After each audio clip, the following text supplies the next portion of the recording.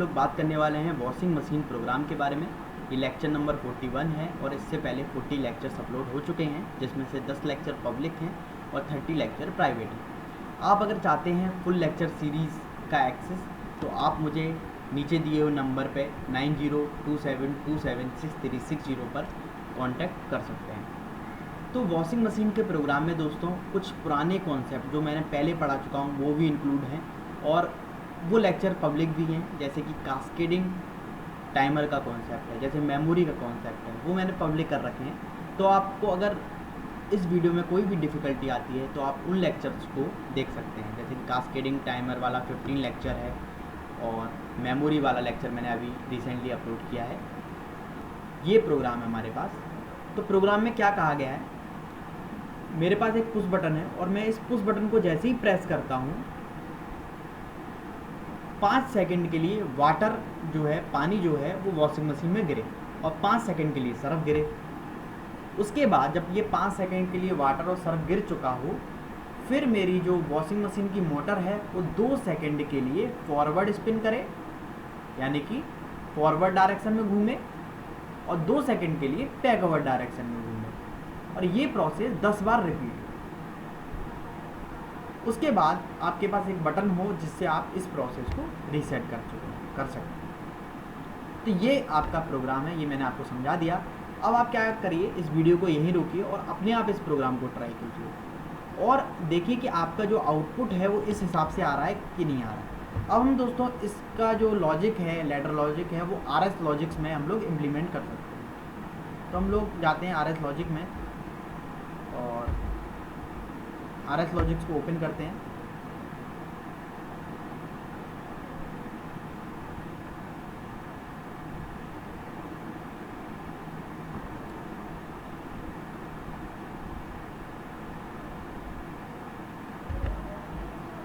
ठीक है, तो RS लॉजिक्स ओपन हो गया।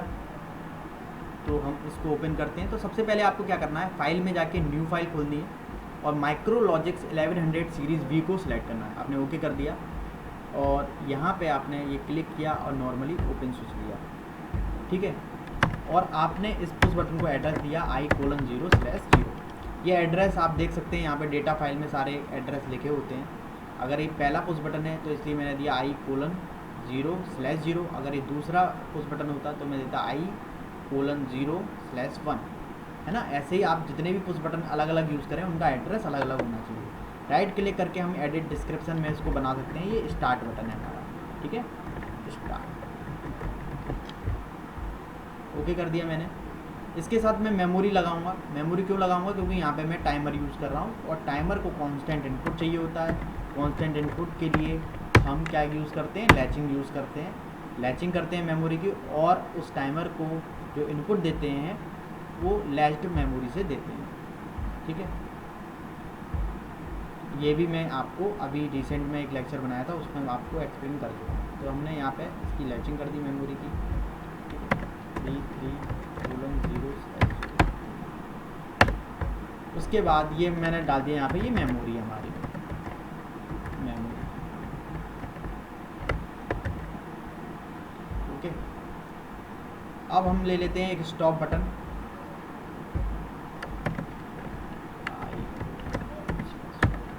ठीक है,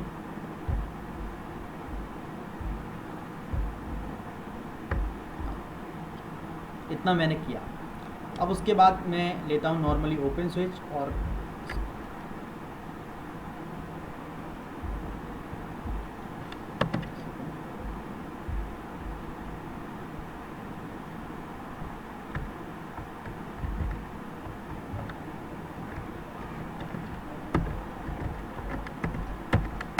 ठीक है, और हम इसको देते हैं टाइमर को।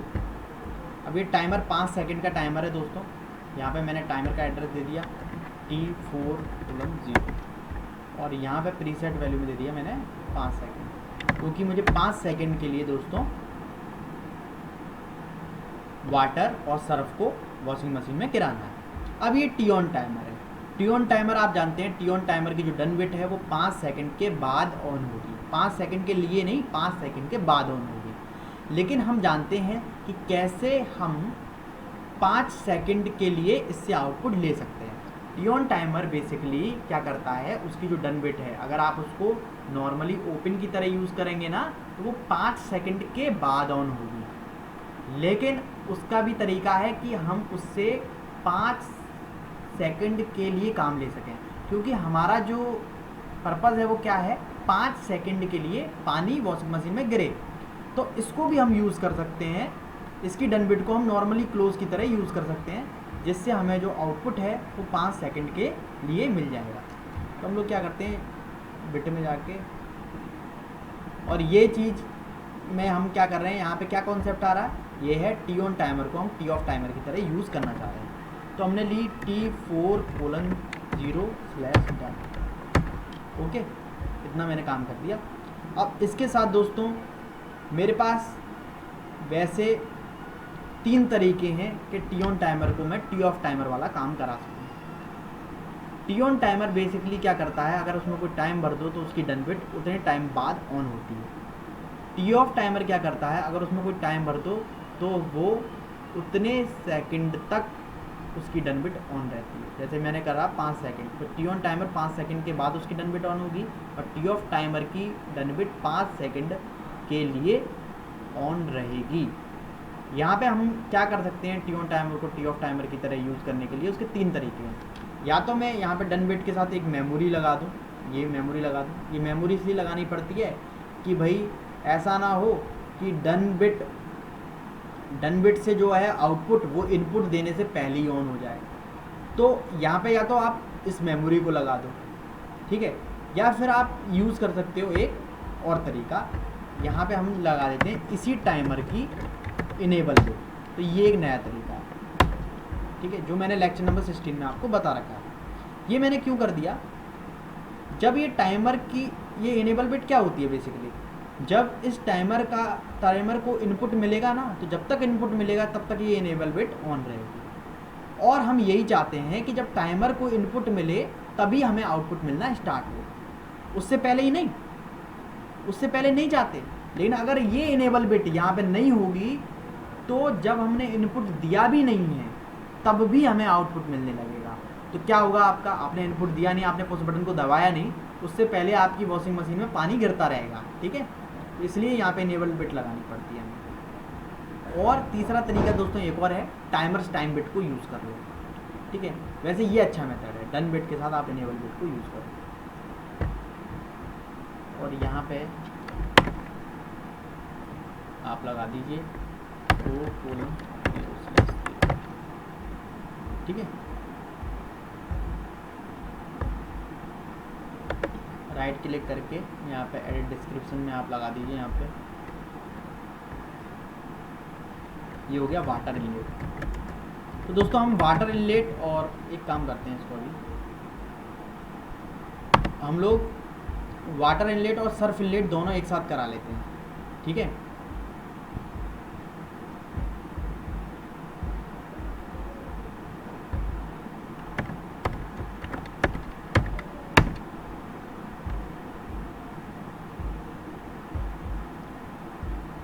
क्योंकि पानी और सर्फ एक साथ गिर जाएगा 5 सेकंड के लिए तो अभी कोई बात नहीं है ना, ठीक है। और यहाँ पे राइट क्लिक करके आप लिख भी सकते हो एडिट डिस्क्रिप्शन में, यहाँ पे क्या लिख सकते हो, वाटर इनलेट,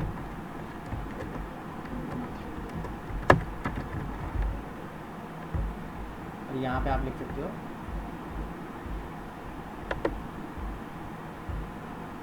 सर्फ इनलेट, ठीक है। अब आपका ये काम इतना टास्क परफॉर्म हो गया। आप इसको रन करा के देख सकते हो। तो रन करा के देख सकते हो तो आपका जो प्रोसीजर है वो क्या है, सबसे पहले वेरीफाई प्रोजेक्ट करो। वेरीफाई प्रोजेक्ट किया तो यहाँ पे देखो लिखा आ गया verify has completed, no error found, okay. अब इसको आप सेव करो। सेव करने के लिए आप ये मैं डॉक्यूमेंट में नहीं, मैं एफ फाइल में सेव करूँगा, एफ फोल्डर में। तो एलन प्रोग्राम में जाता हूँ मैं और इसको ओपन करके यहाँ पर सेव करता हूँ। इसको मैं नाम दे देता हूँ दोस्तों फाइनल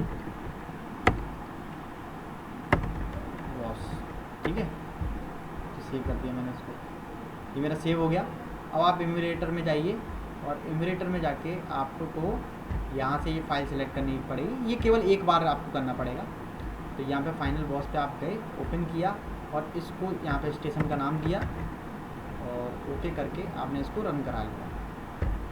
ठीक है, रन कराया आपने, इसको मिनिमाइज़ कर दिया। अब आप क्या करेंगे, कम्युनिकेशन में जाएंगे और सिस्टम कम्युनिकेशन में जाके आप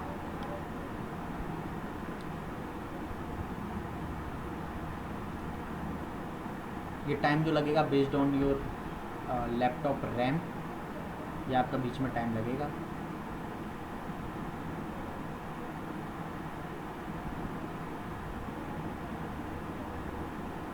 क्योंकि इस लैपटॉप में एक साथ कई सारे टास्क चल रहे हैं इसलिए। तो ये हमने सबसे पहले ये माइक्रोलॉजी लाइब्रेरी सेलेक्ट कर लिया, इसको डाउनलोड किया। डाउनलोड करने के बाद ये जो बताता रहेगा वो करते रहेंगे। ठीक है, कोई बात नहीं, फेल्ड हो गया एक बार, कोई दिक्कत नहीं। आप कम्युनिकेशन में जाओ, फिर से सेलेक्ट करके डाउनलोड करो, हो जाएगा। ठीक है, गो ऑनलाइन चले गए। ठीक है, ये आपका ये नोड ये है ना, ये घूमने लगेगा जैसे आप ऑनलाइन चले जाओगे। उसके बाद हम गए रन में, तो रन कर दिया हमने और यस कर दिया।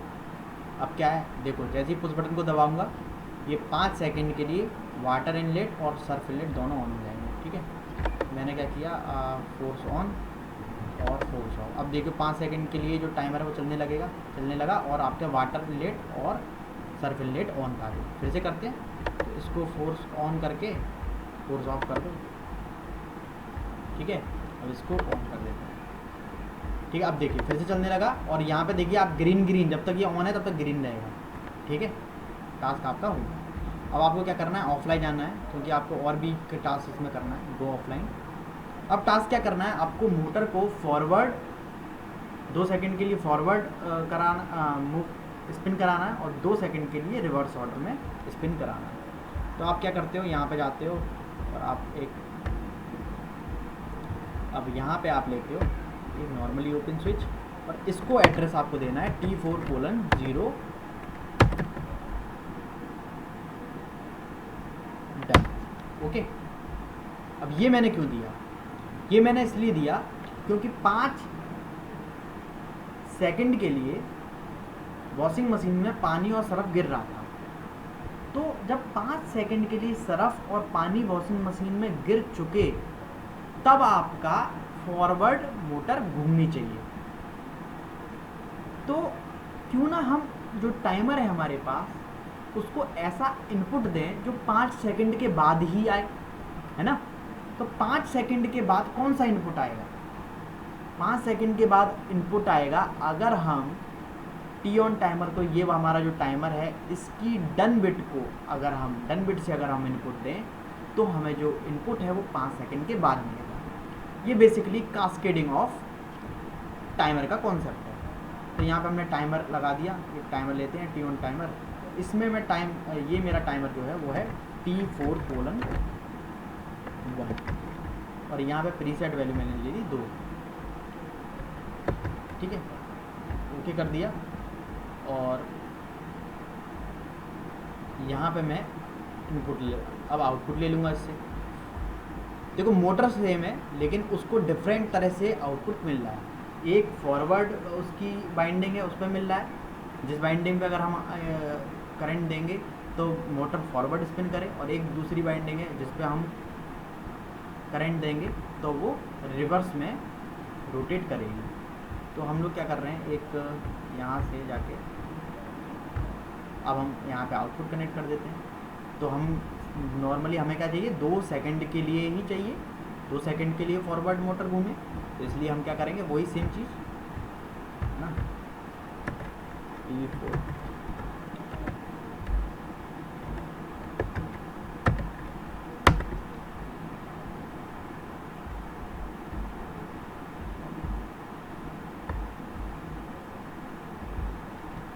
यहाँ पे आप इस टाइमर की टाइम बिट भी ले सकते हैं जो कि 2 सेकंड के लिए आपको आउटपुट देगी। ठीक है दोस्तों, पर ये एक अच्छा तरीका माना जाता है। और एक और तरीका है इसका, आप क्या कर सकते थे, यहाँ पर आप इसकी जगह इनेबल बिट की जगह आप इसकी डन बिट को दे देते, यहाँ पे इसकी डन बिट को दे देते। क्योंकि ये भी एक तरह से यही बता रहा है कि हमारे इस टाइमर को इनपुट मिल चुका है, और ये जो इनेबल बिट है ये भी यही बता रही है कि आपके टाइमर को इनपुट मिल चुका है, इससे पहले आउटपुट मत दो। समझ रहे हो ना भाई, हम ये थोड़ी ना चाहते हैं कि भाई जब से हमारा इनपुट मिले ना, जब हमारा टाइमर ऑन होना उससे पहले ही हमें आउटपुट मिल रहा है, उससे पहले ही मोटर घूमने लगी, नहीं। तो जब तक टाइमर को इनपुट ना मिले, अब ये फॉरवर्ड मोटर को घुमाने वाला जो टाइमर है, जब तक इसको इनपुट ना मिले तब तक हमें आउटपुट नहीं चाहिए। तो इसको इनपुट ना मिले, ये कैसे हम पता करेंगे कि भाई इसको इनपुट मिला या नहीं मिला? हम क्या करते हैं, इस बिट को हम यहाँ पे कनेक्ट कर सकते हैं, या फिर आप क्या करिए, इस टाइमर की इनेबल बिट को कनेक्ट कर दीजिए। ये दोनों एक ही चीज़ को शो कर रही हैं, ये दोनों इसी चीज़ को शो कर रही हैं कि भाई टाइमर को इनपुट मिला या नहीं मिला। अगर टाइमर को इनपुट मिला तो ये डन बिट से, जो कि नॉर्मली क्लोज की तरह लगी हुई है, सप्लाई को पार जाने देंगे। ये कॉन्सेप्ट आपको अच्छे से आते हैं, ठीक है। यहाँ पे मैंने ले लिया आउटपुट 2। हाँ, इसका नाम दे देते हैं दोस्तों, फॉरवर्ड स्पिन। तो मोटर फॉरवर्ड स्पिन करेगी, ठीक है।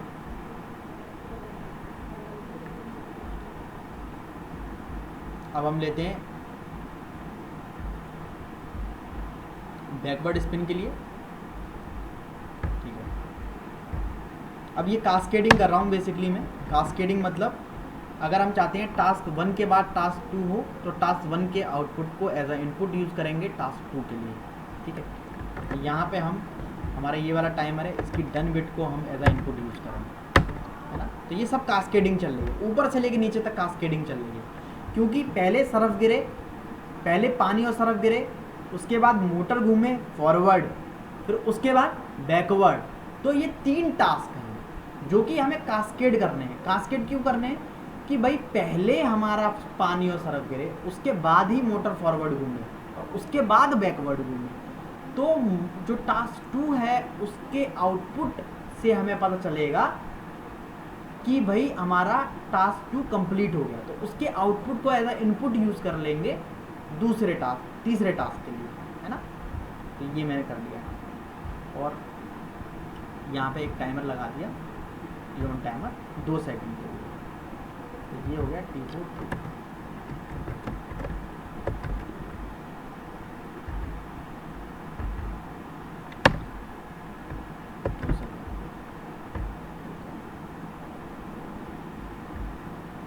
ठीक है दोस्तों,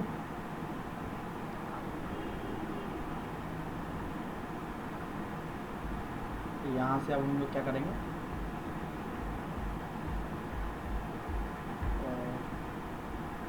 वही वाला चीज़ कर देंगे जो हम करते हुए आए हैं अभी तक। T4 2 डन बिट, और उसके साथ साथ यहाँ पे लेंगे इनेबल बिट।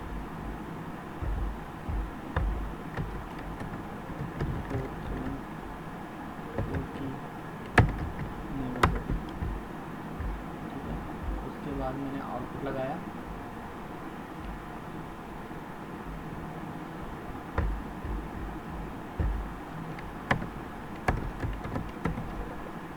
ये हो गया बैकवर्ड स्पिन। सॉरी देखो भाई, अगर मैंने 1 लगा दी ना बिट, तो तुरंत सरफेस इनलेट आ गया यहाँ पे, है ना। तो ये भी, इससे भी एरर पकड़ी जाती है। तो एरर आप क्या करें, इसको यहाँ से आप एडिट कर लें इसको, क्योंकि ये आउटपुट जो है वो तीसरा आउटपुट है, ठीक है। इतना टास्क हो गया, और इसको भी लिख देते हैं एड डिस्क्रिप्शन करके। क्या लिख दें भाई, रिवर्स स्पिन, है ना। ओके, इतना टास्क हमारा हो गया। अब क्या होगा देखिए, जैसे ही आप इनपुट देंगे, पानी गिरेगा, सरफ गिरेगा, उसके बाद आपका टाइमर स्टार्ट होगा। 2 सेकंड के लिए आपकी फॉरवर्ड मोटर घूम जाएगी, 2 सेकंड के लिए, उसके बाद बैकवर्ड मोटर घूम जाएगी। बस टास्क यहीं रुक जाएगा, लेकिन हमको टास्क यहीं रोकना नहीं है, हमको ये फॉरवर्ड मोटर घूमना और रिवर्स मोटर घूमना ये 10 बारी तक जारी रखना है। ठीक है, तो सबसे पहले तो आपको क्या करना पड़ेगा, जब आपकी मोटर रिवर्स घूम ले पूरी, उसके बाद आपको पहले वाले टाइमर को रीसेट कराना पड़ेगा, है ना। तो आप क्या करोगे, जो आपका रिवर्स मोटर की जो डन बिट, रिवर्स मोटर जो टाइमर करा रहा है उसकी डन बिट को आप नॉर्मली क्लोज की तरह यहाँ पे दे दोगे। इसकी डन बिट को यहाँ पे नॉर्मली क्लोज की तरह दे दोगे, जिससे क्या होगा, जब आपका दूसरा टास्क ख़त्म हो चुका होगा तो यहाँ पे क्या जाएगा, रीसेट, जिससे ये टाइमर रीसेट हो जाएगा।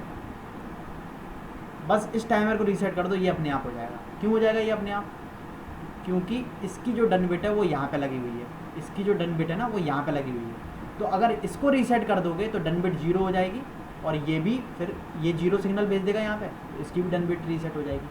तो अगर कास्केडिंग में फ़ायदा क्या है, कास्केडिंग अगर आपने कर रखी है तो आप जो टास्क कंप्लीसन जो दिखा रहा है, जैसे आपने टास्क 1, टास्क 2, टास्क 3 जैसे ही कंप्लीट हुआ, तो टास्क 3 कंप्लीट होना कौन प्रदर्शित कर रहा है, टास्क 3 कंप्लीट होना प्रदर्शित कर रहा है टास्क 3 की जो डन बिट है, उसकी डन बिट को आप ऊपर लगा दो नॉर्मली क्लोज की तरह।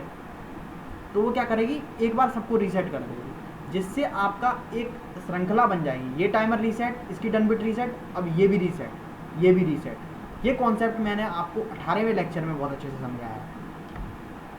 ठीक है, तो हम क्या करेंगे, यहाँ पे एक बार जो हमारा ये टाइमर है इसकी डन बिट को नॉर्मली क्लोज की तरह हमने ऊपर वाले टाइमर को दे दिया है, ताकि जब हमारी मोटर रिवर्स स्पिन कर चुकी हो तब हमारा ये जो टाइमर है ये रीसेट हो जाए, ताकि ये प्रोसेस कंटिन्यूस प्रोसेस बनी रहे। ठीक है, अब दोस्तों हम लोग क्या करते हैं, हम चाहते तो थे कंटिन्यूस प्रोसेस बनी रहे, लेकिन हम एक लिमिटेड टाइम के लिए चाहते थे। अगर हम इसको रन कराएंगे दोस्तों तो ये अनलिमिटेड टाइम के लिए चलती रहेगी, इस पर कोई रोक नहीं होगी भाई कि कब तक इसको चलना है। ठीक है, आप सिस्टम कम्युनिकेशन में जाके इसको रन करा के अगर देखते हैं तो आप देखेंगे ये प्रोसेस जो है वो अनलिमिटेड टाइम के लिए चलती रहेगी। ठीक है, फॉरवर्ड मोटर घूमेगी, फिर बैकवर्ड घूमेगी, फॉरवर्ड घूमेगी, फिर बैकवर्ड घूमेगी, और इसको हमें 10 काउंट के लिए चलाना था। तो हमें क्या करना पड़ेगा, हमें एक काउंटर लेना पड़ेगा। देखिए आप इसको ओके कराइए और इसको डाउनलोड कराइए।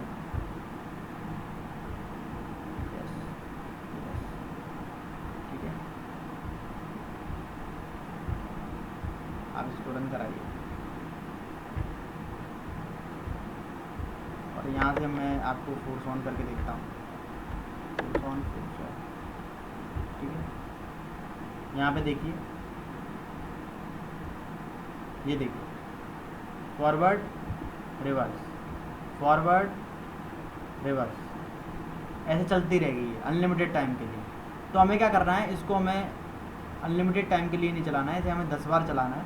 तो इसलिए मैं क्या करूँगा, एक काउंटर लगाऊंगा और उसकी जो प्रीसेट वैल्यू है वो 10 रखूँगा। ठीक है, तो हमने एक काउंटर लगा दिया और इसको इनपुट दूंगा दोस्तों मैं T4:0/done से।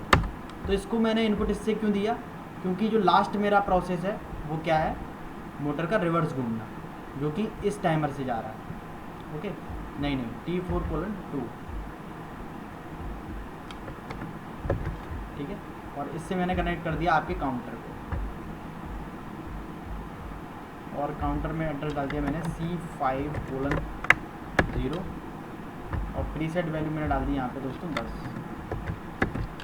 ठीक है, तो क्या होगा, जैसे ही मोटर आपकी रिवर्स घूमेगी ना, जैसे ही ये वाली प्रोसेस कंप्लीट होगी ना, रिवर्स घूमने वाली, तो इस वाले टाइमर की डन बिट ऑन होगी।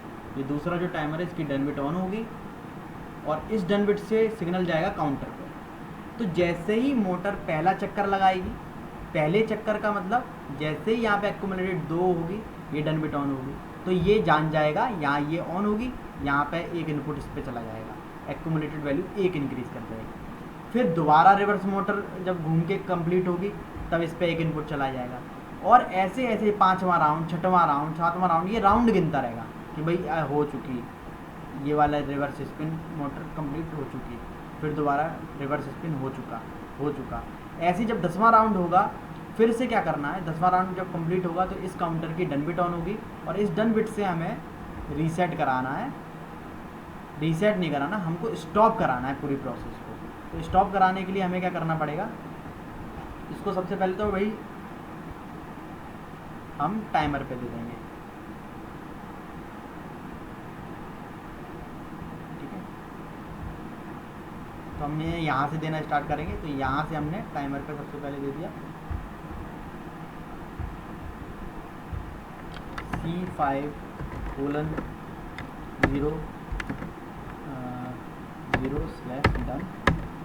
ठीक है।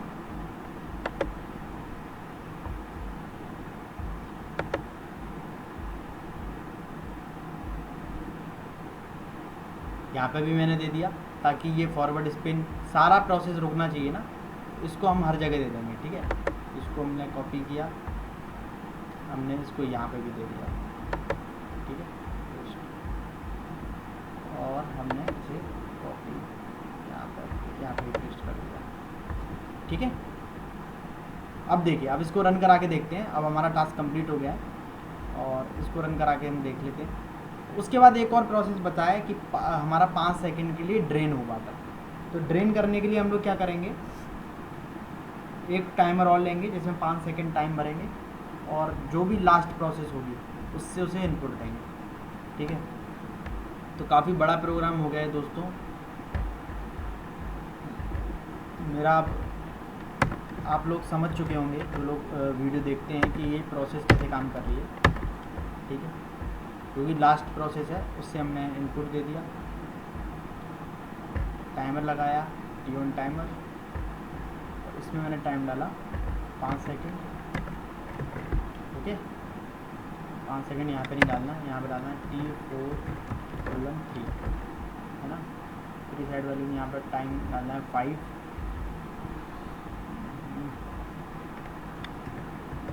ओके। अब मुझे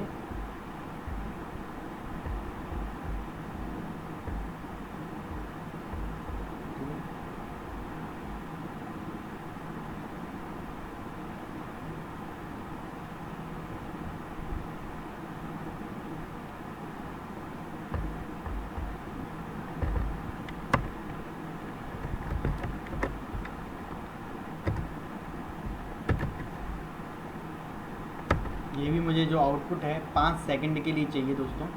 तो यहाँ पे मैं वही कर रहा हूँ जो अभी तक मैं करता हुआ आया हूँ, इसी टाइमर की डन बिट और इसी टाइमर की इनेबल बिट, ठीक है।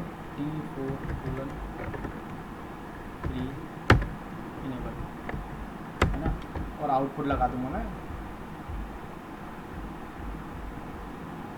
0.0, 0.1, 0.2, 0.3, 0.4, है ना।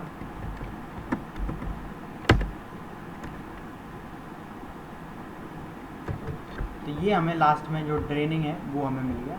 तो अब हमारा जो टास्क है वो कंप्लीट हो चुका है। हम इस प्रोग्राम को एक बार टेस्ट कर लेते हैं कि ये सही चल रहा है या नहीं चल रहा, और अगर कोई प्रॉब्लम आती है तो दोस्तों हम करेक्शन करेंगे इसमें, ठीक है।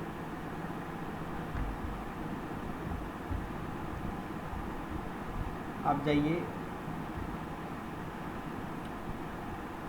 कम्युनिकेशन में, सिस्टम कम्युनिकेशन में जाइए और इसको यहाँ से डाउनलोड कर लीजिए और सब कुछ वेरीफाई वगैरह ये अपने आप करता रहेगा आप, ठीक है दोस्तों। देखो यहाँ पे बता दिया verify has completed, no error found, okay. अब इसको दोस्तों रन कराते हैं हम लोग, और रन कराने से पहले दोस्तों एक और काम कर लेते हैं। ये जो आउटपुट है ना ये एक तरफ कर लेते हैं सारे, क्योंकि हमें फिर देखने में प्रॉब्लम होगी, है ना। तो ये मैंने साथ ही साथ बताता गया था आपको। ये प्रोसेस आप Ctrl+X, बिल्कुल लास्ट में हमें एंड से पहले यहाँ पे डालना है इसको, Ctrl+V, ठीक है।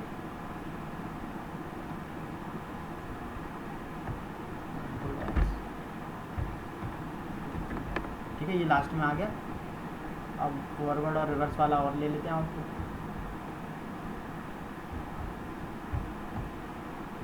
दोस्तों अगर आप इसे अपने आप ही बनाएंगे ना तो ज़्यादा बेहतर समझेंगे, क्योंकि ये प्रोग्राम जो है मैंने अपनी पूरी कोशिश की समझाने की, लेकिन ये आप अगर इसको अपने आप करते हैं थोड़ी चीज़ें, कुछ चीज़ें ऐसी होती हैं वो समझ में आती हैं। ठीक है,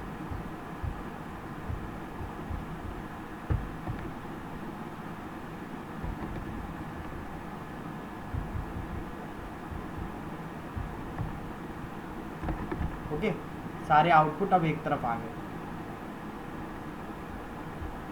और एक आउटपुट होता है क्या,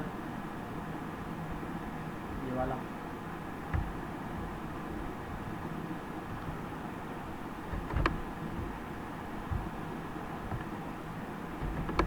ठीक है, अब हम इस प्रोसेस को रन करा लेते हैं और फिर हम देखते हैं क्या प्रॉब्लम में आ रही है। कम्युनिकेशन में जाएंगे, सिस्टम कम्युनिकेशन में गए और इसको सेलेक्ट करके हमने डाउनलोड कर लिया। ठीक है, सब कुछ अपने आप हो गया, यस किया और हमने क्या किया, इसको रन कराया यहाँ से। तो हमने रन कराया तो ये कह रहे हैं ये आप श्योर हैं, तो हमने कहा हाँ ठीक है हम तो श्योर हैं, और यहाँ से हमने इनपुट दे दिया, यहाँ से फोर्स ऑन किया। ठीक है, आप फोर्स ऑफ भी कर दीजिए और ये देखिए अब यहाँ पे क्या होता है। देखिए पानी वाटर इनलेट और सर्फ इनलेट तो हो गया, अब ये फॉरवर्ड स्पिन रिवर्स स्पिन कर रही है, फॉरवर्ड स्पिन रिवर्स स्पिन, और ये 10 बार करेगी। ठीक है,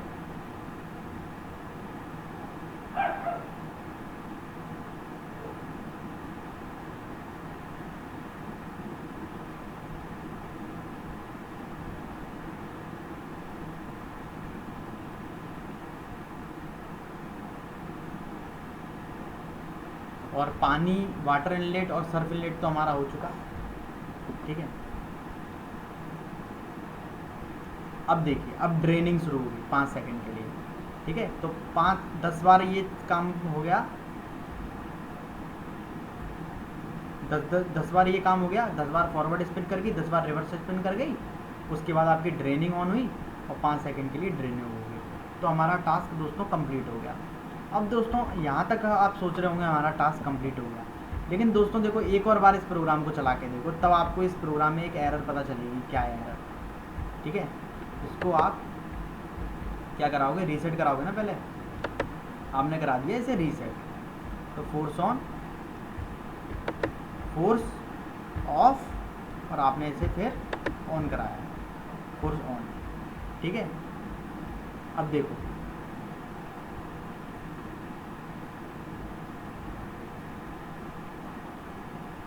चला ही नहीं, कुछ चला नहीं, चला क्यों नहीं चला, यहाँ पे एक एरर है, यहाँ पे एक प्रॉब्लम है जो हमने क्रिएट कर दी। साथ ही साथ में हमने दोस्तों सब चीज़ को रीसेट करवा दिया, लेकिन एक बंदा ऐसा है जो रीसेट नहीं हुआ, वो है काउंटर हमारा। ये हमारा रीसेट नहीं हुआ, ये एक बार 10 पे वैल्यू एक्यूमुलेटेड वैल्यू अटक गई तो अटक गई, इसको भी रीसेट करना है। तो जब आपने रीसेट बटन ऊपर लगाया है तो उसी रीसेट बटन से आप इसको भी रीसेट करवाओ। तो इसको लास्ट में हम लोग रीसेट करा लेते हैं ताकि हमारा जो टास्क है वो कंप्लीट हो सके। तो हमने क्या किया, एक आउटपुट लिया और एक इनपुट लिया, और यहाँ पे हमने i:0/0 इसमें ध्यान रखना दोस्तों, ये नॉर्मली ओपन से ही रीसेट जाएगा। ठीक है, नॉर्मली ओपन से ही रीसेट जाएगा, नॉर्मली क्लोज से नहीं जाएगा, क्योंकि रीसेट बिट जो है उस पर आप 1 जैसी सेंड करोगे वो रीसेट हो जाएगा। ठीक है, तो आपने RES लिया और इस काउंटर को आपने रीसेट करा दिया C5:0। ओके, ये हो गया। अब हम फिर से इस प्रोसेस को रन करा लेते हैं दोस्तों, ये ऑफलाइन जाके करना था।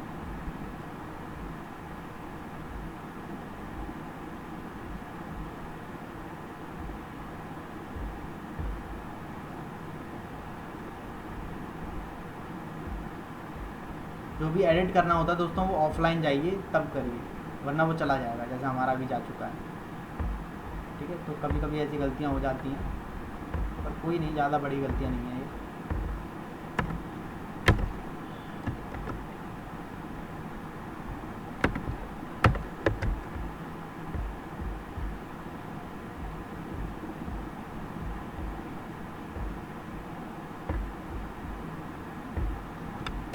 C5:0,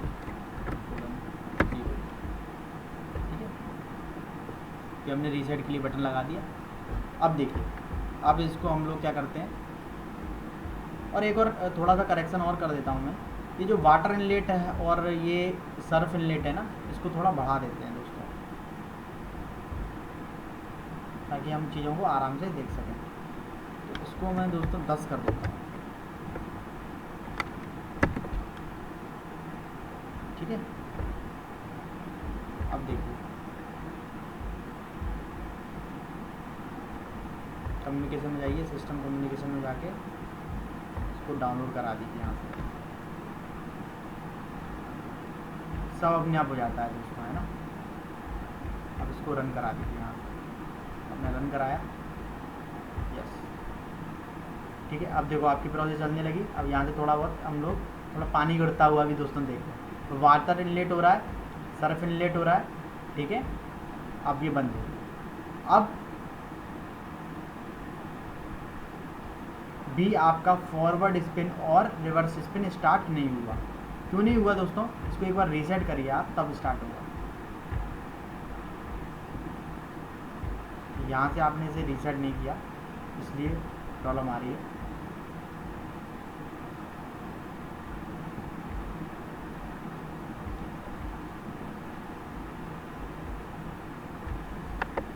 इसको फोर्स ऑन करके दोस्तों एक बार रीसेट अगर करना है तो फोर्स ऑफ ज़रूर करिएगा, ठीक है।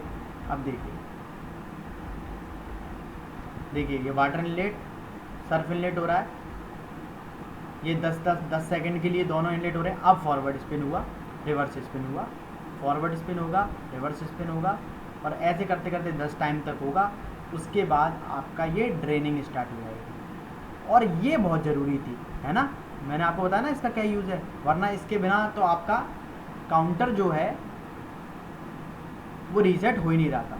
दोस्तों ये लेक्चर बहुत स्लो हो गया, लेकिन ये एडवांस टॉपिक था, तो अब ऐसे ही लेक्चर बड़े बड़े ही बनेंगे। क्या करा जाए, चीज़ों को समझाना तो है ही है ना, ठीक है। और टाइमिंग भी मैं ज़्यादा लेता हूँ ताकि आप चीज़ें बेहतर तरह से समझ सकें। मैं इसे कम टाइमिंग भी ले सकता था, लेकिन ये है कि देखो अब ड्रेनिंग स्टार्ट हो गई, पानी गंदा पानी निकल रहा है अभी, ठीक है। अब बंद हो गया, प्रोसेस बंद हो गया, ठीक है। अब देखिए, अब इतना प्रोग्राम मैंने बना दिया। अब आप एक काम इसमें और कर सकते हैं, इस प्रोसेस को मैंने एक बार रिपीट करा दिया पूरा। अब इसको आप क्या कर सकते हैं, एक काउंटर लगा के आप चाहें तो इसी प्रोसेस को 3 बार रिपीट करा दीजिए, है ना।